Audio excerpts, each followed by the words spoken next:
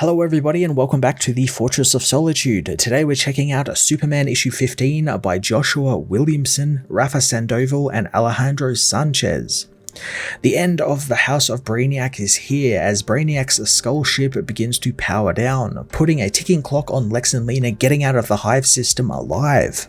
Superman and the others meanwhile continue to battle Brainiac, who uses his own family as energy sources for the Brainiac Queen. Now this part didn't really make much sense to me because in the last issue we see Brainiac's family confront him and kind of help Superman a little bit, but here they're now under his control and he is like siphoning off their power for his Brainiac Queen, and it feels, again, like I said in my review of Action 1066, that we're missing scenes. In this point we're missing the part where Brainiac, took control of them or did something to them that made them fall under his control, and it's very strange. It just feels like that was something that maybe was cut for time, just because like we're kind of rushing towards the end here a little bit with both this and Action releasing on the same day. But it's a little frustrating just to be kind of dropped into the middle of this when it's like, what is going on? These characters weren't fighting the last time we saw them, but now they are. Brainiac and Superman do have a good old slugfest, and I found that quite satisfying since it seems like forever since they have both, fought one-on-one. And this time there's a little bit more weight to it all since both are fighting for their respective families. The rest of the Superman family meanwhile come to back Clark up as Lena and Lex finish with Brainiac 13 and find the Hive Mine, which is the literal brain of Brainiac. Lex gets just one more brilliant moment here as he knows that he would have loved to take all of the knowledge and secrets of the universe within it, but he knows destroying it is the right thing to do since his daughter is more important. All this stuff of Lex learning really is beginning to feel like it's signposting a possible death or big status quo change of the character beyond him becoming a hero, and we'll get to that a little bit later on in the issue. Lex connects to the brain and overloads Brainiac's mind, shutting them all down and freeing Brainiac's family from his control. Thanks to the brain being destroyed, the skull ship begins to explode, and in the minutes before, Lobo gets his heroic moment as he frees all of the bottled cities and gets them to safety, as Superman gets one final moment with Brainiac, demanding the villain tell him why he did all of this. And Brainiac, however, is kind of lost too much intelligence, and he is really upset about it because now he feels emotions, something he has never experienced before, and he hates it. And Superman is there to give him, just a great little Superman moment where he tells him that that's just life, and having family around you helps you connect with each other through these emotions and help you share the load so you're not,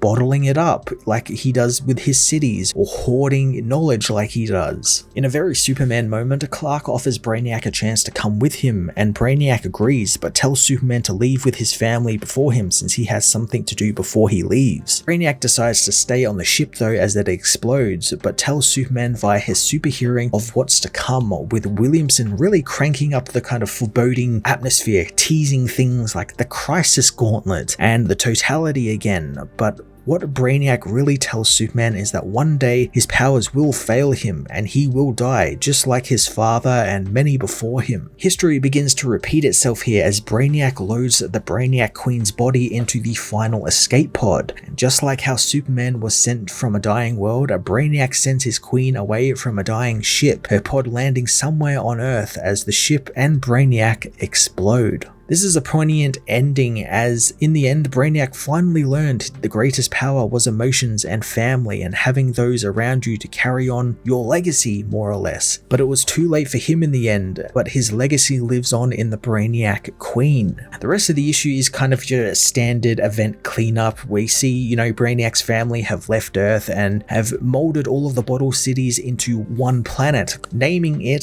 Kolu 2.0. Lobo also gets a nice moment with Superman, proving that he's been listening to the wisdom Superman has been given him, especially early on in the event when it comes to his anger. Lois reunites with Clark and gets a romantic moment before they are interrupted by Lena and Lex, and the book's big cliffhanger is revealed. As while Superman is proud Lex chose to be a hero, Lex doesn't actually remember any of that, and in fact, Lex doesn't actually remember who he is and has no idea who Lex Luther is, since coming into contact with the Hive Mind wiped his mind entirely. this cliffhanger really frustrated me because we're left on this amazing, who is Lex Luther cliffhanger ending, and then we're just told, oh, we're going to go into absolute power now, so come back in a couple of months and we'll see this. And the same thing happened with the Green Lantern book, where we were just getting into like these really interesting stories, and then they're like, nah, we're going into an event now. And we've just come out of an event. This is the final issue to the House of Brainiac, so we're going straight into another event. It's like there's no time to breathe, and with a cliffhanger like this, you kind of want to just get right on into it. And I really hope this isn't the way Williamson is kind of resetting the status quo here, with Lex now forgetting Superman's secret identity and all of that, and I guess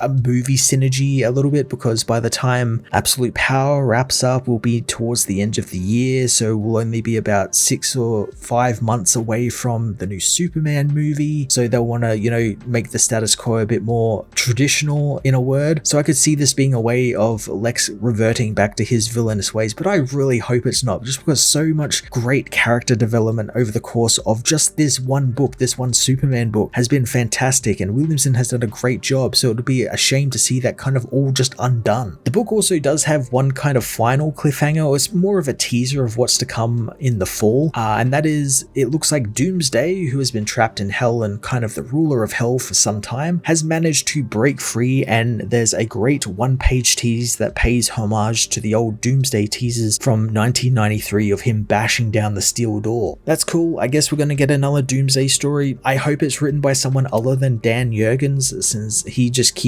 returning to that well, never really developing anything new for that story. And I'm looking forward to seeing what they do with Doomsday, since he's the ruler of hell, or the emissary of hell. That's a really interesting way to take the character, and hopefully they keep on that when we eventually pick up with this in the fall. Superman issue 15 brought the House of Brainiac to a close, and it definitely wasn't a perfect ending, as quite a bit felt rushed, but that also could have to do with both this and Action Comics issue 1066 both releasing on the same day. There is a lot of great character moments throughout the issue, ending out Brainiac's new story arc in a real satisfying way, and leaving us on one hell of a cliffhanger as to where Lex Luthor goes from here. Both Superman books are about to go into Absolute Power, the big DC event, and a Gail Simone-led storyline that's set in the past, so it's going to be a moment before we get any answers to the lingering questions the House of Brainiac has left us with. I'm going to give this issue an 8.5 out of 10.